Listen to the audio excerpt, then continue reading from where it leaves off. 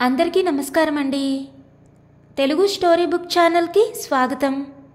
ఈరోజు నేను మీకు వినిపించబోతున్న కథ భార్య అంటే చులకనగా ఎగతాళిగా చూడడం, ఇంటి పని వంట పని తప్ప వాళ్లకు ఇంకేం అవసరం లేదని భావించే భర్త మనసుని ఆమె ఎలా మారుస్తుంది అనేది ఈ కథ ద్వారా మనం విందామండి. కథ పేరు పంతం ప్రేమైన వేళ. రచించిన వారు కె విజయభాను గారు. మరైతే ఈ కథను ఎక్కడా స్కిప్ చేయకుండా చివరి వరకు వినండి. నచ్చితే లైక్ చేయండి. కొత్తగా మన ఛానల్ని చూస్తున్నట్లయితే కనుక సబ్స్క్రైబ్ చేసుకోవడం అస్సలు మర్చిపోవద్దు. మరిక కథలోకి వెళ్ళిపోదామా? కొంచెమైనా బాధ్యత తెలియకుండా ఎలా పెంచారో నీ తల్లిదండ్రులు. జీవితాంతం భరించమని నాకు వదిలేశారు. సంసారం అంటే బొమ్మలాట్లా కనబడుతోందా నీకు? డబ్బులంటే చిల్లపెంకులు అనుకుంటున్నావా? అసహనంగా అరుస్తున్న భర్తను చేతలుడిగిన దానిలా చూస్తూ నిలబడింది మాధవి. మిన్ను విరిగి మీద పడ్డట్టు ఎందుకింత హైరాణ పడుతున్నాడు? తనేం కాని పని చేసిందని ఈ హంగామా మనసులో అనుకుంది. పైకి అనేటంత ధైర్యం లేదామెకి. భార్య అంటే సంసారాన్ని ఎంతో పొదుపుగా తీర్చిదిద్దుకోవాలి, అంతేగాని అనవసరపు ఖర్చులు చేయకూడదు. అయినా డబ్బు విలువ తెలిసేలా పెంచారా మీ అమ్మా నాన్నలు? ఇంకా ఏదేదో అంటున్నాడు రవి. ఇప్పుడు మా అమ్మా నాన్నలు ఎందుకు ఆడిపోసుకుంటారు? నేనేమంత తప్పు చేశాను? మెల్లగా ధైర్యాన్ని కూడగట్టుకొని అడిగింది మాధవి. ఓహో, అమ్మా నాన్నలేమన్నంటే చాలు పొడుచుకొచ్చేస్తుంది పౌరుషం. నేననే దాంట్లో తప్పేముంది? నువ్వు చేసింది అక్షరాల తప్పే. రంకెలు వేస్తున్న దున్నపోతును గుర్తు చేస్తోంది అతని ప్రవర్తన. పోనీ పుస్తకాలు తిరిగి చేయమంటారా? భయపడుతూనే అడిగింది. మళ్ళీ ఇంతెత్తునెగిరాడు రవి. కళ్ళల్లోకి కోపం బుసలు కొడుతూ వచ్చేసింది. అంటే నేను చేతకాని వాణ్ణని, మూర్ఖున్నని, డబ్బులు ఖర్చు పెట్టలేని పిసినారనని ఊరంతా తెలియాలా? అసహనంగా ఊగిపోతూ అడిగాడు. మరేం చేయమంటారు? నేను చేసిన పని మీకు నచ్చలేదుగా? అతని వాక్ప్రవాహానికి అడ్డుపడుతూ అడిగింది. ఏం చేయమంటారని మళ్ళీ అమాయకంగా అడుగుతున్నావా? ఒక్కటా రెండా? 500 రూపాయలు ఎంత హ్యాపీగా ఖర్చు పెట్టేశావు. పోనీ పనికొచ్చేదేమైనా కొన్నావా? పుస్తకాలంట పుస్తకాలు. విసురుగా చేతులు తిప్పుతూ అంటున్నాడు. అదేమిటండి, పుస్తకాలని అలా తీసి పారేస్తారు? ఎంతో విలువైన పుస్తకాలవి, ఎప్పటికైనా ఉపయోగపడతాయి. మనసు చివుక్కుమనగా బాధగా అంది. దేనికి ఉపయోగపడతాయి? మళ్ళీ వాటి గురించి లెక్చర్ ఇస్తున్నావా? దుబారా చేసిన డబ్బు విలువ నీకు తెలుసా అసలు? అయినా సంపాదించే వాళ్లకు తెలుస్తుంది డబ్బు విలువ, నీకేం తెలుస్తుంది? ఇంట్లో కూర్చొని మొగుడు జీతం తెస్తుంటే జలసా చేయడం బాగా తెలుసు. ఎగతాళిగా అంటున్న అతని మాటలు విని మ్రాన్పడిపోయింది మాధవి. తను జలసా చేస్తోందా? అతని ఇష్టాయిష్టాలు తెలుసుకొని అతని అలవాట్లకు అనుగుణంగానే నడుచుకుంటుందే. తనకు డబ్బు విలువ తెలీదా? ఎందుకలా నోరు పారేసుకుంటున్నాడు? తనకసలు వ్యక్తిత్వమే లేనట్లు, మనసే లేనట్లు ఎన్ని మాటలు అంటున్నాడు. కళ్లల్లో నీరు చిప్పుళ్ళుతుండగా భావోద్వేగాన్ని మునిపంట అదిమి పెట్టింది. మీకంతగా కష్టమైతే చెప్పండి, నేను కూడా సంపాదిస్తాను. అప్పుడు ఇంకేదో అనబోతున్న మాధవిని చూసి పకపకా నవ్వాడు రవి. ఆ నవ్వు ఎంత ఎగతాళిగా ఉందంటే ఆమెకు ఆ క్షణాన ఉరివేసుకోవాలన్నంత కసి వచ్చింది. నవ్వుతూనే, నువ్వు సంపాదిస్తావా? ఎంఏ చదివిన నేనే గవర్నమెంట్ ఆఫీసులో గుమస్తాగిరి చేస్తున్నాను. ఇంటర్ చదివిన నీకెవరిస్తారు ఉద్యోగం? ఆ మాత్రం అర్హతతో ఉద్యోగం సంపాదించి సంసార భారం ఏం మోసేస్తావో? చదువుతానంటే మీరు ఒప్పుకున్నారా? లేకపోతే నేను పెద్ద చదువులు చదవలేనా? గాద్గదికంగా వస్తోంది ఆమె మాట. ఆహా, చదువు. నీ తెలివితేటలకి పై చదువులు కూడానా? ఇంటి ఖర్చులు ఎలా చేయాలో తెలియదు గాని పై చదువులు. అతని ప్రతి మాటలోనూ ఎగతాళి ధ్వనిస్తోంది. ఆమె భావాలను పట్టించుకోకుండా మళ్ళీ తనే అన్నాడు. నిజంగా నీకంత చావ ఉంటే ఈరోజు ఖర్చు పెట్టిన 500 సంపాదించు, చూస్తాను. నెల కాదు 2 నెలలు టైం ఇస్తాను. సంపాదించగలవా? బొటన వేలును పైకి చూపి అడుగుతూ తిరిగి ఆ వేలును క్రిందకు వంచి అంటూ నవ్వాడు. తన భావాలను కించపరుస్తూ తననే అవమానిస్తున్నాడో లేక అలా మాట్లాడడం వల్ల అతని అహాన్ని పురుషాహంకారాన్ని సంతృప్తిపరుచుకుంటున్నాడో అర్థం కాలేదామెకు. కానీ అతను అన్న మాటలు ఆమెలో పౌరుషాన్ని రేపాయి. అతను వేసిన సవాలుకి ప్రతిగా జవాబివ్వాలనుకుంది. కానీ మిన్నకుండిపోయింది. ఈ పుస్తకాలు తీసుకెళ్ళి ఎక్కడైనా నాకు కనపడిన చోట తగలెట్టు.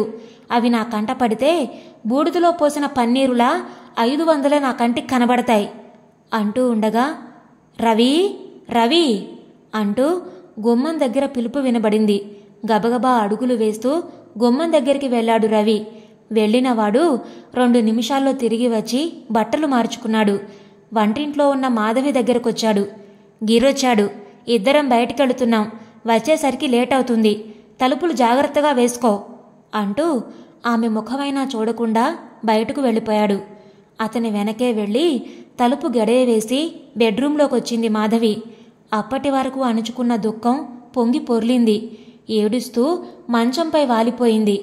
మధ్యతరగతి కుటుంబంలో పుట్టింది మాధవి. తండ్రి సాదాసీదా గవర్నమెంట్ ఉద్యోగి. మాధవి, ఉషా ఇద్దరే సంతానం. ఇంటర్ చదువుతూ ఉండగా వచ్చింది రవి వాళ్ల సంబంధం. పెళ్లి చూపులే కదా అని ఒప్పుకుంది.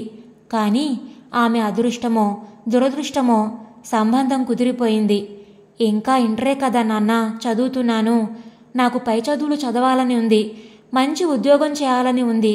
నాకు అవకాశం కల్పించండి అని తండ్రిని ఎంతో ప్రాధేయపడింది. మంచి సంబంధం. కుర్రాడు గవర్నమెంట్ ఉద్యోగి. మనం ఇస్తానన్న కట్నానికి కూడా ఒప్పుకున్నారు. మళ్ళీ ఇటువంటి సంబంధం వస్తుందని దీన్ని వదిలేయలేం. నీ వెనక ఉష కూడా ఉందిగా. నేను రిటైర్ అయ్యేలోపు మీ ఇద్దరి పెళ్ళిళ్ళు చేసేయాలని నా ఆశ. ఇక నీ చదువంటావా? అబ్బాయి ఒప్పుకుంటే పెళ్ళయ్యాకైనా చదువుకోవచ్చు. వణుకుతున్న ఆయన కంఠంలోని వేదనకు తల వంచింది మాధవి. లక్కీగా ఇంటర్ పరీక్షలు అయ్యాకనే ముహూర్తం కుదిరింది. భర్తను ఎలాగైనా ఒప్పించి డిగ్రీ చదవాలని ఆశపడింది. కానీ ఆమె ఆశ ఎప్పటికీ తీరదని అతన్ని దగ్గరగా పరిశీలించిన తర్వాత అర్థమైందామెకు. పెద్ద చదువులు చదివిన భార్య అంటే అతనికి చిరాకు. నరాన పురుషాహంకారం జీర్ణించుకుపోయిన మనిషి. భార్య అంటే వంటింటి కుందేలనే అతని భావన. స్త్రీ ఏ పని చెయ్యలేదని, మగవాడు పక్కన లేనిదే ఆమె పనికిరాదని, భార్యను ఎప్పుడూ కాలి కిందే అణిచి ఉంచాలి అనేదే అతని ఆలోచన. పెళ్ళైన కొత్త నుండే ఒక ప్రణాళిక తయారు చేసి ఆ విధంగానే ఆమె నడుచుకోవాలని, ప్రవర్తించాలని నిర్దేశించాడు. ఇంటి ఖర్చు ప్రతిదీ లెక్క రాయాలని ఒక పుస్తకం పెట్టాడు. అది బడ్జెట్ కోసమో పొదుపు కోసమో కాదని, తనది చేతకానితనమని ఎత్తి చూపించాలనేదే అతని అభిప్రాయమని ఆమెకు బాగా తెలుసు. వంట ఏం చేయాలో రోజూ అతనే చెప్తాడు. ప్రతి విషయంలోనూ ఆమెను తక్కువ చేసి మాట్లాడడం ద్వారా ఆమెలో పొగరు పెరగకుండా మేనేజ్ చేస్తున్నానని సంతోషపడిపోతూ ఉంటాడు. ఆఖరికి బొట్టు బిళ్ళలు కొనుక్కోవాలన్నా అతన్ని అడిగే ఆ 2 రూపాయలు ఖర్చు పెట్టాలి. తన మనసులో ఉన్న కోరికను ఒకరోజు అతను మంచి మూడ్లో ఉండగా చూసడిగింది మాధవి. నేను డిగ్రీ చదవాలని ఆశపడుతున్నానండి. మీకు నేను కాలేజీకి వెళ్ళి చదవడం ఇష్టం లేకపోతే కరస్పాండెన్స్ కోర్స్ అయినా చేస్తాను. ఏమంటారు? ఎంతో ఉత్సాహంగా అడిగింది. నాకిష్టం లేదు అంటూ మంచంపై అటు తిరిగిపోయాడు రవి. అది కాదండి, డిగ్రీ అయినా చదివితే నేను కూడా ఏదో ఒక ఉద్యోగం చేసుకోవచ్చు. మనకు పిల్లలు పుట్టినా ఆదాయం సరిపోతుంది. ఏదో వేడినీళ్లకు చన్నీళ్లలా. ఇలా సాగిపోతున్న ఆమె ఒక్కసారిగా అతను లేచి కూర్చొని అరవడంతో భయభ్రాంతురాలై ఆగిపోయింది. ఊరుకుంటున్నాను కదా అని తెగ వాగుతున్నావేమిటి? నాకిష్టం లేదని చెప్పాను కదా. అయినా డిగ్రీ చదివించాలని అనుకునేవాణ్ణే అయితే బాగా చదువుకున్న అమ్మాయినే చేసుకుందును కదా. మళ్ళీ నాకు ఈ ఖర్చు ఒకటా? ఆడవాళ్ళు ఎక్కువ చదివితే నేను ఇష్టపడ్ను. భార్యగా ఇంటి ఖర్చులు, చాకలి పద్దులు రాసుకోవడం తెలిసిన అమ్మాయి కావాలనుకున్నాను. కొద్దో గొప్పో నాగరికత తెలిసిందైతే చాలనుకొని నిన్ను సెలెక్ట్ చేసుకున్నాను. అర్థమైందా? ఇంకెప్పుడు ఈ విషయం నా దగ్గర ప్రస్తావించకు. కఠినంగా అని మళ్ళీ అటు తిరిగి పడుకున్నాడు రవి. ఆ రాత్రి ఆమె ఎంతగా ఏడ్చిందో ఆమె తలదిండుకు మాత్రమే తెలుసు. ఎందుకంటే ఏమీ జరగనట్టే ఆమెను బాధ పెట్టానన్న ఆలోచన కూడా లేకుండా హాయిగా గుర్రు పెట్టి నిద్రపోయాడు రవి. అటు తర్వాత మాధవి ఎప్పుడూ చదువు విషయం ఎత్తలేదు రవి దగ్గర. ఈరోజు పక్కింటి లలిత మార్కెట్కు వెళుతూ మాధవిని తోడు తీసుకెళ్లడానికి వచ్చింది. మాధవి రాలేనని చెప్పినా బ్రతిమాలి తీసుకెళ్ళింది. సూపర్ మార్కెట్లో కావలసిన సరుకులు కొన్నారు ఇద్దరు. ఇంటికి తిరిగి వచ్చేద్దామని నడుస్తున్నారు బస్టాప్కి. అంతలోనే ఒక్కసారిగా ఆగిపోయింది లలిత. ఎందుకు ఆగావని అడిగిన మాధవితో, మధు చూడు, అక్కడ బుక్ ఎగ్జిబిషన్ పెట్టారు. నాకు పుస్తకాలంటే ఎంత ప్రాణమో, నీకు కూడా ఇష్టమే కదా, ఒక్కసారి చూసొద్దాం అంది రోడ్డుకు అవతల వైపున ఉన్న మీటింగ్ హాల్ని చూపిస్తూ. మీటింగ్ హాల్ బయట రంగురంగులతో పెద్ద బ్యానర్ కట్టుంది, బుక్ ఎగ్జిబిషన్ అని. అవి చూస్తూనే మాధవికి కూడా మనసు లాగింది. ఆమెకు పుస్తకాలంటే ఎంతో ఇష్టం. పెళ్లి కాకముందు ప్రఖ్యాత రచయిత్రులు రాసిన కథలు, నవలలు, కవిత్వాలు ఎన్నో చదివేది. తను కూడా వాటి నుండి స్ఫూర్తి పొంది చిన్న చిన్న కథలు, కవిత్వాలు రాసేది.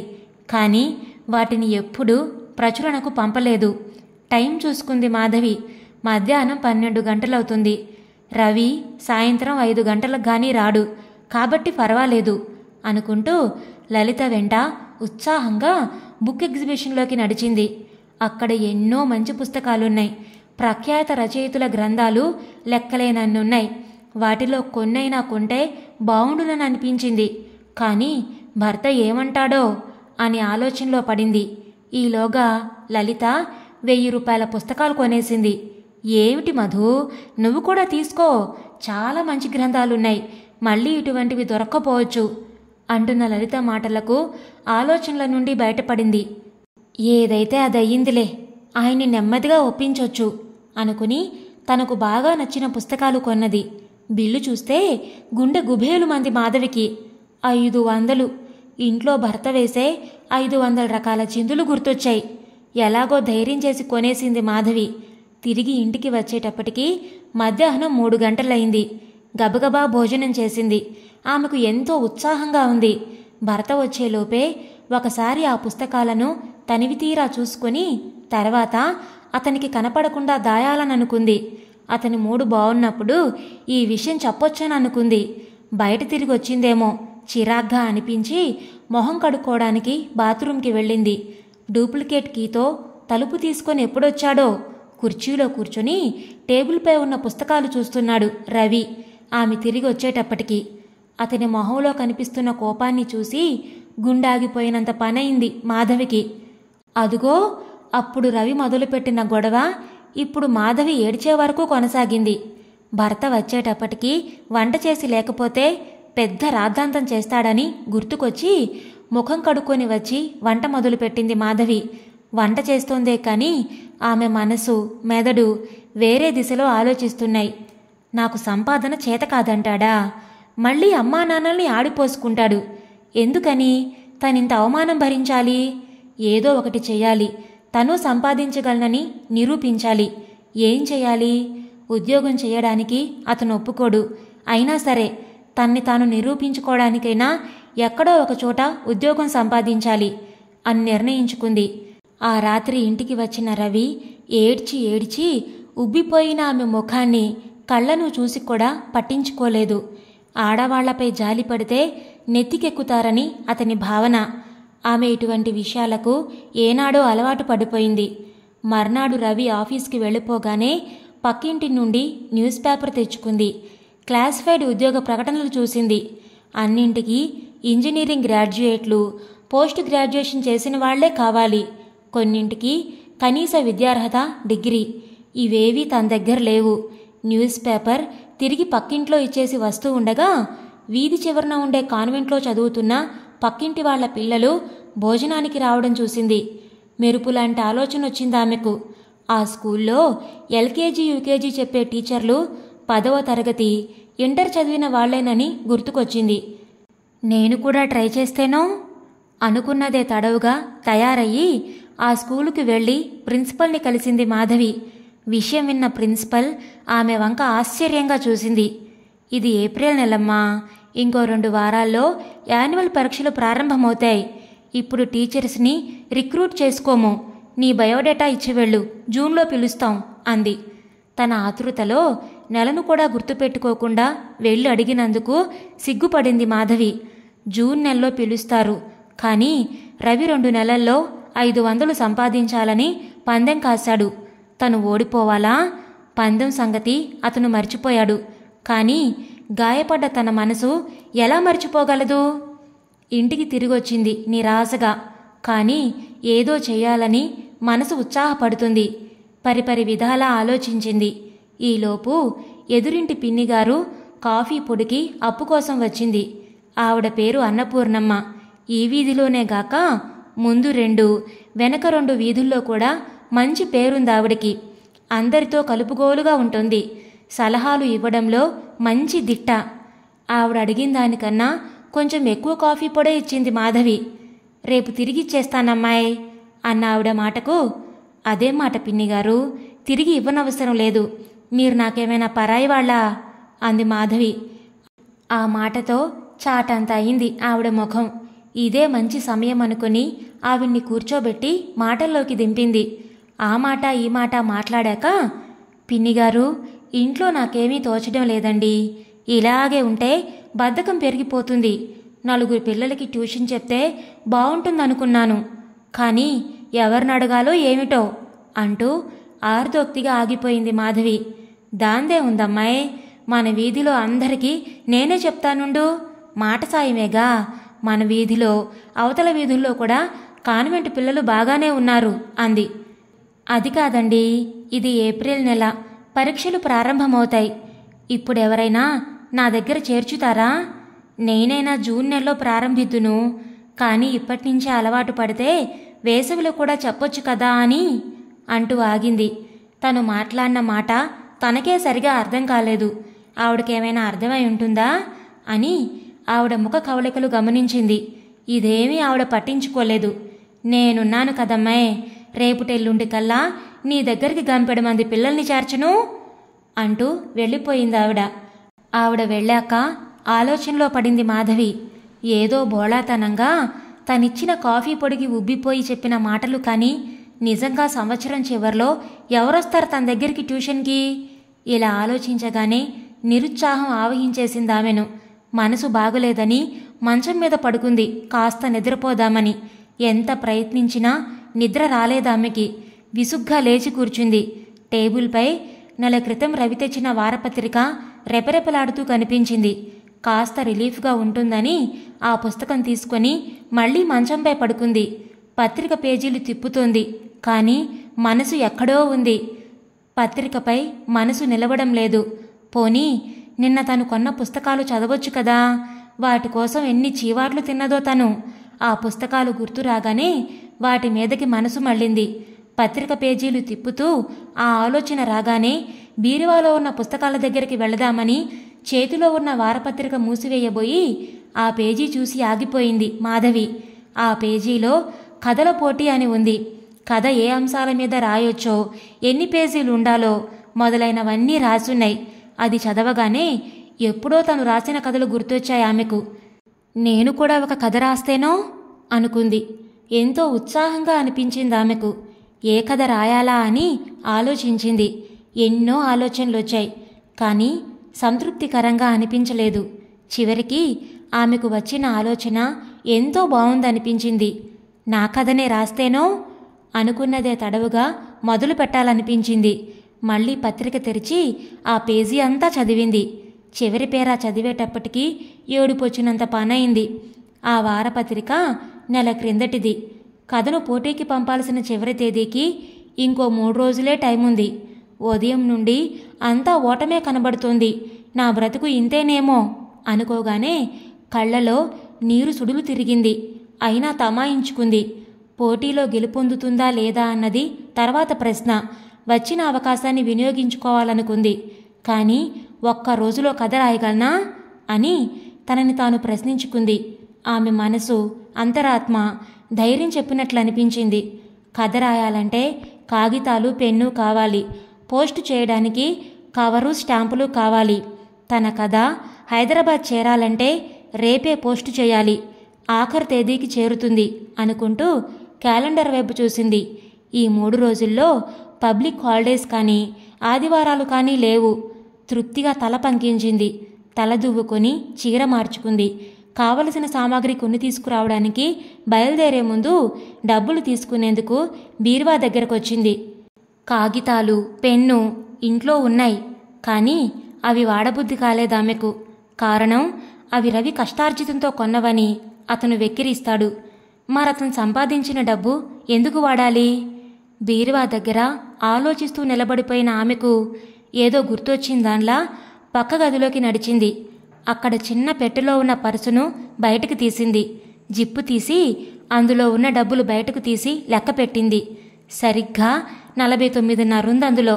సంక్రాంతికి పుట్టింటికి వెళ్ళినప్పుడు ప్రయాణ ఖర్చులకు తండ్రిచ్చిన డబ్బులో మిగిలాయవి. సమయానికి ఆ డబ్బులు గుర్తొచ్చినందుకు తనని తానే అభినందించుకుంది మాధవి. స్టేషనరీకి వెళ్ళి కావలసిన కాగితాలు, ఒక పెన్ను కొనుక్కుంది. ఇంకా 36.5 మిగిలింది ఆమె దగ్గర. ఆమెలో నూతనోత్సాహం పరుగులు తీసింది. భర్త వస్తే అతనికి ఈ విషయం తెలియకూడదని నిర్ణయించుకొని సాయంత్రం 6 గంటలకు టైంపీసులో అలారం పెట్టి రాయడం మొదలుపెట్టింది. తాను మధ్యాహ్నం భోజనం చేయలేదన్న విషయం కూడా మర్చిపోయి రాయడంలో మునిగిపోయింది. సాయంత్రం 6 గంటలకు అలారం కొట్టింది. కథంతా మరలా ఒకసారి రాసినంత వరకు చదువుకుంది. సగం కూడా కాలేదు. కానీ నిరుత్సాహపడలేదామె. భారం భగవంతునిపైనే వేసింది. పేపర్లు, పెన్ను తన చిన్న పెట్టెలో అడుగున భద్రపరిచి వంట కార్యక్రమంలో పడింది. రాత్రి 7 గంటలు దాటాక వచ్చాడు రవి. స్నానం చేసొచ్చి హాల్లో కూర్చుని టీవీ పెట్టుకున్నాడు. మాధవి అతనితో ఏమీ మాట్లాడలేదు.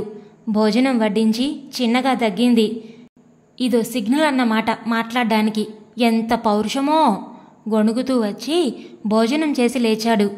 ఆమె కూడా భోజనం ముగించి బెడ్రూంలోకి వెళ్ళి పడుకుంది. రవి టీవీ దగ్గర కూర్చున్నాడన్న మాటే కానీ మాధవి ముభావంగా ఉండడం అతన్ని ఎంతో చిరాకు పెట్టింది. మాట్లాడాలి అని అనిపించినా తను తగ్గకూడదని నిర్ణయించుకొని బెట్టుగానే కూర్చున్నాడు. రాత్రి 8:30కు గిరొచ్చాడు.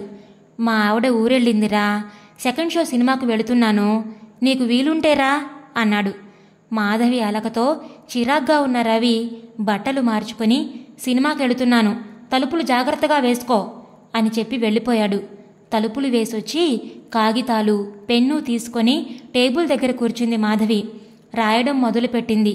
ఈసారి కూడా అలారం పెట్టడం మర్చిపోలేదామె. అర్ధరాత్రి 12 గంటలకు అలారం మోగింది. కథలో మునిగిపోయిన మాధవి ఉలిక్కిపడి ఈ లోకంలోకొచ్చింది. ఒకసారి రాసినంత వరకు చదివింది. కథ 30 అయిపోయింది. కాగితాలు, పెన్ను తిరిగి పెట్టెలో పెట్టేసింది. 12:30కు తిరిగొచ్చాడు రవి. అడుగుల చప్పుడు వినగానే తలుపు తీసింది మాధవి. ఆమెని చూసి ఆశ్చర్యపోయాడు. నిద్ర కళ్ళలా అనిపించలేదు ఆమె కళ్ళు. అంటే తన కోసం ఎదురు చూస్తూ కూర్చుందా? ఆ ఆలోచన రాగానే ఆమెపై ప్రేమ పొంగింది అతని హృదయంలో. ఆమెను అనాలోచితంగా బాధపెట్టినందుకు లోలోన పశ్చాత్తాపం మొదలైంది. మాధవి ఏమీ మాట్లాడకుండా వెళ్ళి పడుకుంది. రవి కూడా కాళ్ళు కడుక్కొనొచ్చి నిద్రకు ఉపక్రమించాడు. మర్నాడు భర్త ఆఫీస్కి వెళ్ళిపోయాక కథను ముగించింది మాధవి. టైం చూసుకుంది. మధ్యాహ్నం 1 గంట అయింది. భోజనం ముగించి తయారయ్యి పోస్టాఫీస్కి బయలుదేరింది. కథ రాసిన పేపర్లు, హామీ పత్రం జతపరిచి కవర్లో పెట్టి వెయిటేజ్కి సరిపడా స్టాంపులు కొని పోస్టు చేసింది. ఇప్పుడు ఆమెకెంతో తృప్తిగా ఉంది. మనసంతా తేలిగ్గా ఉంది. మాధవి ఇంటికి తిరిగొచ్చేసరికి మధ్యాహ్నం 2:30 అయింది. ఇంట్లోకి అడుగు పెడుతూ ఎదురింట్లోకి చూసింది. అన్నపూర్ణమ్మ గారి వాటా తాళం వేసింది. నవ్వుకుందామె. పాపం పెద్దావిడ పిల్లల్ని తీసుకొస్తానంది, కానీ అది ఈ టైంలో జరిగే పనేనా అనుకొని లోపలికి వెళ్ళి తలుపు వేసుకుంది. ఆమెకు ఎంతో అలసటగా అనిపించింది. మంచం తనను పిలుస్తున్నట్టుగా అనిపించింది. మంచంపై వాలి కళ్ళు మూసుకుంది. ఎప్పుడు నిద్ర పట్టిందో తెలియకుండానే నిద్రలోకి జారిపోయింది. మాధవి, మాధవి అని అరుస్తూ ఎవరో తలుపు దబదబా బాదుతూ ఉంటే ఉన్నట్టుండి ఉలిక్కిపడి లేచింది. తలుపు తీసి చూసిన ఆమెకు ఆనందాశ్చర్యాలతో నోట మాట రాలేదు. అన్నపూర్ణమ్మ గారి వెనక దాదాపు 20 మంది పిల్లలు ఉన్నారు. లోపలికి పదండర్రా అంటూ మాధవిని చూసి చిరునవ్వుతో లోపలికొచ్చిందామె. మాధవి ఇంకా ఆశ్చర్యంలో నుంచి బయటపడకుండానే, ఇదిగో అమ్మాయి, ఈ 10 మంది మన వీధి పిల్లలు, ఈ 5గురు మన ముందు వీధిలోని పిల్లలు, ఈ 5గురు మన వెనక వీధిలో వాళ్ళు, ఈ చంటిది నా మనవరాలు. ఈ పిల్లల్ని పోగేయడానికి వీళ్ళ తల్లిదండ్రుల్ని ఎంత కష్టపడి ఒప్పించాననుకున్నావో. పరీక్షలకి పిల్లల్ని బాగా చదివిస్తావని, సులువుగా చదివే పద్ధతులు నేర్పిస్తావని చెప్పాను. అయినా కొంతమంది ఆలోచించారు. అప్పుడు నువ్వు వేసవిలో కూడా చెప్తావనన్న మాటలు గుర్తొచ్చాయి. మిగతా ట్యూషన్ సెంటర్లు వేసవి సెలవుల్లో పనిచేయవు కదా. పిల్లల అల్లరితో మీరు విసిగిపోవాల్సిన అవసరం లేకుండా వేసవి సెలవుల్లో కూడా ఆ అమ్మాయి సమ్మర్ స్కూల్ నడిపినట్లు నడుపుతుంది, ఎన్నో విషయాలు నేర్పిస్తుంది అని ఒప్పించి తీసుకొచ్చాను. మరి వీళ్లను నీ దగ్గరే ఉండేలా చూసుకోవడం నీ బాధ్యతేనమ్మాయి. ఇదిగో, ఇది నా మనవరాలు సంధ్య. దీనికి మాత్రం నేను ఫీజు ఇవ్వలేను. ఏమంటావు? అనర్గళంగా సాగిన ఆమె ఉపన్యాసం నుండి తేరుకున్న మాధవి, అలాగేనండి, మీ మనవరాల దగ్గర ఫీజు తీసుకుంటానా? ఎంత మాట! ఈ పిల్లల బాధ్యత ఇక నాది. మీకు చెడ్డ పేరు రానివ్వను. నా కోసం ఇంత శ్రమ తీసుకున్నందుకు చాలా థ్యాంక్స్ అంది ఆమెను కృతజ్ఞత నిండిన కళ్ళతో చూస్తూ. మనవరాలకి ఫీజు లేకుండా ఎదురింట్లోనే ట్యూషన్ కుదిరినందుకు మురిసిపోతూ వెళ్ళిపోయిందావిడ. ఆ సాయంత్రం ఎన్నడూ లేని ఆనందాన్ని అనుభవించింది మాధవి. పిల్లల్ని పరిచయం చేసుకుని వారితో స్నేహాన్ని పెంచుకుంది. రాత్రి 7 గంటలకు ఇంటికి వచ్చిన రవి హాలు నిండా ఉన్న పిల్లల్ని చూసి ఆశ్చర్యపోయాడు. విసుగ్గా ఏదో అనబోతూ మాధవి ముఖం చూసిన అతను ఆశ్చర్యపోయాడు. ఎంతో సంతోషంగా ఉందామె. పెళ్లైన సంవత్సర కాలంలో ఆమెను అంత ఆనందంగా చూడ్డం అదే మొదటిసారి. ఏమీ అనకుండా లోపలికి వెళ్ళిపోయాడు. మర్నాడు తన దగ్గర మిగిలిన 24 రూపాయల 50 పైసలతో ఒక ప్లోబోర్డు, 4 చాక్పీసులు కొన్నదామె. ఆనాటి నుండి ఆమె లోకమే మారిపోయింది. పిల్లల్ని ఎంతో శ్రద్ధగా పరీక్షలకు చదివించింది. రవి వచ్చిన తర్వాత కూడా 8:30 వరకు ట్యూషన్ జరిగేది. ఆ సమయంలో ఆమెలోని ప్రతిభను చూసి లోపల ఎంతో గర్వపడనారంభించాడతను. పిల్లల పరీక్షలు అయిపోయాయి. అయినా సమ్మర్ ట్యూషన్ కొనసాగుతూనే ఉంది. విద్యార్థులతో ఎంతో సంతోషంగా ఉండే మాధవి రవి దగ్గర మాత్రం ముభావంగానే ఉంటుంది. తన మాటలు ఆమెని ఎంత బాధ పెట్టాయో అర్థం కాసాగింది రవికి. తన మాటలకు గాయపడే ఆమె ట్యూషన్ మొదలుపెట్టిందని అర్థమైంది. పిల్లలు ఇళ్లకు వెళ్లగానే ఎంతో నిస్సత్తువగా, అలసటగా అనిపించేదామెకు. ఏదో తిన్నాను అనిపించి అలసటగా మంచంపై వాలిపోయేది. ఆమె దూరంగా ఉండే కొద్దీ మాధవంటే ప్రేమ పెరిగిపోతుంది రవికి. రోజులాగే రవి ఆఫీస్కి వెళ్లగానే వచ్చేశారు పిల్లలు. వాళ్లకు దేశభక్తి గేయాలు నేర్పుతోంది మాధవి. ఇంతలో పోస్ట్ అన్న కేక వినబడి బయటకొచ్చిందామె. ఆమె చేతిలో ఒక కవరు పెట్టి మనీ ఆర్డర్ ఫారం మీద సంతకం పెట్టమనిచ్చాడు పోస్ట్ మ్యాన్. సంతకం చేస్తూ అమౌంట్ చూసిన ఆమెకు ఉన్న ఫలంగా ఎగిరి గంతేయాలనిపించింది. 2500 రూపాయల మనీ ఆర్డర్ అది. లోపలికొచ్చింది డబ్బు తీసుకొని. కవర్ చించి చదివింది. కథల పోటీలో తన కథకు 2వ బహుమతి వచ్చింది. ఆనందాతిరేకంతో నాట్యం చేయాలనిపించింది ఆమెకు. డబ్బు, కవరు తన పెట్టెలో దాచింది. రవికి ఏమీ చెప్పలేదు. వారం తర్వాత తన కథ పడిన సంచిక కొని తెచ్చుకుంది మాధవి. కథ చదువుతూ ఉంటే ఆనందంతో ఆనంద బాష్పాలు రాలడాన్ని నివారించలేకపోయిందామె. తన పేరును మరీ మరీ చూసుకొని మురిసిపోయింది. ఆ రోజుతోనే రవి మాధవిల గొడవ జరిగి 2 నెలలైంది. రాత్రికి లేట్ అవుతుందని, ఇన్స్పెక్షన్ వర్క్ ఉందని ఉదయాన్నే చెప్పి వెళ్ళాడు రవి. ఆ వర్క్ ఏదో ఈరోజే తగలాలా అని బాధగా అనుకుంది. ఆ సమయంలో భర్తపై తాను గెలిచాను అన్న ఆలోచన రాలేదామెకు విచిత్రంగా. రవితో ఆ సంతోషాన్ని పంచుకోవాలని, అతని కౌగిట్లో వాలిపోవాలని మనసు మరీ మరీ కోరుతోంది. కానీ రవికి ఎదురుపడి మాట్లాడాలన్నా, ఈ విషయం చెప్పాలన్నా ఎందుకో బెరుగ్గా అనిపించింది. తాను కథ రాయగా మిగిలిన చివరి కాగితం తీసుకొని రవికి ఒక ఉత్తరం రాసింది. తన కథ పడిన వారపత్రిక సంచిక, దానిపై ఈ ఉత్తరం. 2500 రూపాయల్ని ఒక కవర్లో పెట్టి టేబుల్ మీద పెట్టింది. అవి ఎగిరిపోకుండా పేపర్ వెయిట్ నుంచింది. రవి కోసం రాత్రి 11:30 గంటల వరకు మేలుకొనే ఉంది. బాగా అలసిపోవడం వలన ఆమెకు తెలియకుండానే గాఢ నిద్రలోకి జారిపోయింది. అర్ధరాత్రి 1:30కు వచ్చాడు రవి. డూప్లికేట్ కీతో తలుపు తీసుకొని వచ్చాడు. బెడ్రూంలో ఆదమరిచి నిద్రపోతున్న భార్యను తదేకంగా చూస్తూ ఉండిపోయాడు. ఇంతలో అతని చూపు టేబుల్పై రెపరెపలాడుతున్న కాగితంపై పడింది. డబ్బులున్న కవరు పక్కన పెట్టి ఉత్తరం చదవడం ప్రారంభించాడు. ప్రియమైన మీకు, మీరన్న మాటలకు నా మనసు ఎంతో గాయపడింది. అందుకే అలా ప్రవర్తించాను. ట్యూషన్ పెట్టింది కూడా అందుకే. ఆ విషయం మీకు తెలుసని నాకు తెలుసు. కానీ మీరు వద్దని గొడవ పెట్టుంటే అది వదిలేసేదాన్నేమో. కానీ ఆ విషయంలో నాకు సహకరించినందుకు మీకు నా కృతజ్ఞతలు. ఈరోజు నేనెంతో సంతోషంగా ఉన్నాను. మీరు నాతో గొడవపడినందుకు, నేనేమీ సంపాదించలేనని అన్నందుకు ఉక్రోషంతో నన్ను నేను నిరూపించుకోవాలని కథల పోటీకి ఒక కథ రాసి పంపాను. ఆ పోటీలో నాకు 2వ బహుమతి వచ్చింది. దాని విలువ 2500 రూపాయలు పైన కవర్లో పెట్టాను. ఈ గెలుపు నిజంగా నాది కాదు, మీది. ఇంతకన్నా ఏం రాయాలో నాకు పాలుపోవడం లేదు. నేను గెలిచానని చెప్పడానికి ఈ ఉత్తరం రాస్తున్నాను అని అనుకోవద్దు. నా సంతోషం మీతో పంచుకోవాలని నా ఆశ. కానీ మీకు ఎదురుపడి నా మనసులోని భావాలు చెప్పేటంత స్వాతంత్రం మీ దగ్గర నాకు లేదు. అందుకే ఈ ఉత్తరం. మీ మాధవి. ఎన్నో చెప్పలేని భావాలను ఆ చిన్ని ఉత్తరంలో చదవగలిగాడు రవి. వారపత్రిక తీసుకొని సోఫాలో కూర్చొని చదవడం మొదలుపెట్టాడు. కథంతా మాధవిదేనని అర్థమైంది. కానీ ఆమె భర్త పాత్రను కించపరచలేదామె. అతనితో తను కావాలనుకున్న అనుబంధాన్ని, స్నేహాన్ని, స్వేచ్ఛను ఆ కథలోని భర్త పాత్రకు వర్తింపజేసి ఆ పాత్రను ఎంతో ఔన్నత్యంగా తీర్చిదిద్దిందామె. కథ పూర్తి చేసి ఏదో తెలియని భావాల ప్రకంపనల్లో కొట్టుకుపోయాడు రవి. వారపత్రికను, ఉత్తరాన్ని, కవర్ను మాధవి ఎలా పెట్టిందో అలాగే యథాస్థానంలో ఉంచి పేపర్ వెయిట్ పెట్టేశాడు. తెల్లవారుజామున లేవడానికి మాధవి పెట్టుకున్న అలారం కట్టేసి ఆమె మంచం దగ్గరకొచ్చాడు. అమాయకంగా నిద్రపోతున్న భార్యను చూసి ప్రేమతో, మోహంతో పొంగిపోయింది అతని మనసు. ఆమెను ముద్దు పెట్టుకోవాలన్న కోరికను చాలా కష్టపడి కంట్రోల్ చేసుకున్నాడు. ఆమెకు నిద్రాభంగం అవుతుందేమోనని మంచంపై పడుకోకుండా వెళ్ళి సోఫాలో పడుకున్నాడు.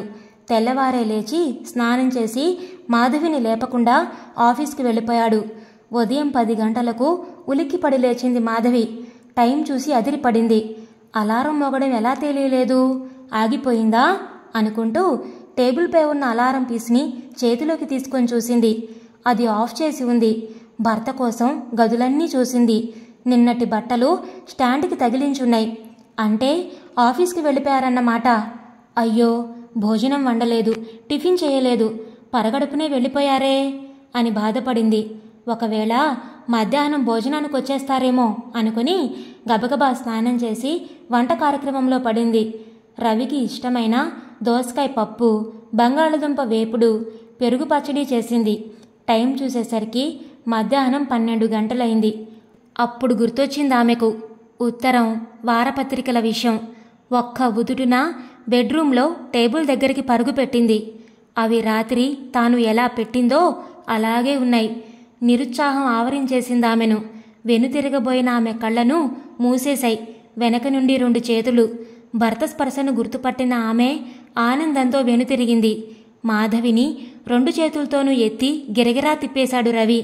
అమ్మో, కళ్ళు తిరుగుతున్నాయి అంటూ ఆమె గలగలా నవ్వుతుంటే తృప్తిగా కిందకు దించి ఆమె చేతిలో ఒక కవరు, స్వీట్స్ ప్యాకెట్టు, పూల కవరు పెట్టాడు. పూల కవరు తెరిచి చూసిన ఆమె మల్లెపూలను చూసి సిగ్గుల మొగ్గే అయింది. స్వీట్స్ ప్యాకెట్ను టేబుల్పై పెట్టి పొడవుగా ఉన్న కవరు తీసి అందులో నుండి కొన్ని కాగితాలను బయటకు తీసిందామె. తేరిపారా చూసిన ఆమె కళ్ళు ఆశ్చర్యంతో పెద్దవయ్యాయి. తన కళ్ళను తాను నమ్మలేక, కలో నిజమో తెలియక భర్త వంక అయోమయంగా చూసిందామె. కథల పోటీలో గెలుపొందినందుకు నా భార్యకు నేనిచ్చే కానుక. ఆమె చెవి దగ్గర అతనన్న మాటలతో వెనుతిరిగి అతన్ని అల్లుకుపోయింది మాధవి. ఆమె చేతిలో డిగ్రీ అడ్మిషన్ పేపర్స్ రెపరెపలాడుతూ నవ్వుతున్నాయి. ఆమెను కౌగిలించుకొనే రవి, మధు, నీ ఎడబాటు నాలో ఎంతో మార్పును తీసుకొచ్చింది. ఈనాటి నుండి నేను నీకు భర్తనే కాదు, మంచి స్నేహితుణ్ణి కూడా, నన్ను నమ్ము అన్నాడు. ఆ మాటలు ఆమె చేతిలో కళ్యాణి రాగాన్ని పలికించాయి. కొంతసేపటికి ఏదో గుర్తొచ్చిందాన్లా అతని నుండి విడివడింది మాధవి. పిల్లలు వస్తారేమోనండి, తలుపు కూడా వేయలేదు అంది సిగ్గుపడుతూ. నేను ఉదయం బయటికి వెళుతూ అన్నపూర్ణమ్మ గారి మనవరాలతో పిల్లలందరికీ కబురు పెట్టాను, ఈరోజు ట్యూషన్ లేదని, మా క్లాసు వేరే ఉందని అని చిలిపిగా అంటున్న అతన్ని మళ్ళీ అలుగుపోయిందామె. ఇదండి ఈరోజు కథ. ఈ కథను గురించిన మీ విలువైన అభిప్రాయాలను కామెంట్స్లో తప్పకుండా తెలియచేయండి. ఇంత మంచి కథను మనకు అందించిన కె విజయభాను గారికి మనందరి తరపు నుంచి ధన్యవాదాలు తెలియజేసుకుంటున్నానండి. మరి కథ మీకు నచ్చిందా? నచ్చితే లైక్ చేయండి, షేర్ చేయండి. అలాగే కొత్తగా మన ఛానల్ని చూస్తున్నట్లయితే కనుక సబ్స్క్రైబ్ చేసుకోవడం ద్వారా ఇలాంటి మరెన్నో మంచి మంచి కథలను మన ఛానల్ ద్వారా వినవచ్చు. మళ్ళీ రేపు మరొక మంచి కథతో మీ ముందుకు వస్తాను. అంతవరకు ఉంటానండి.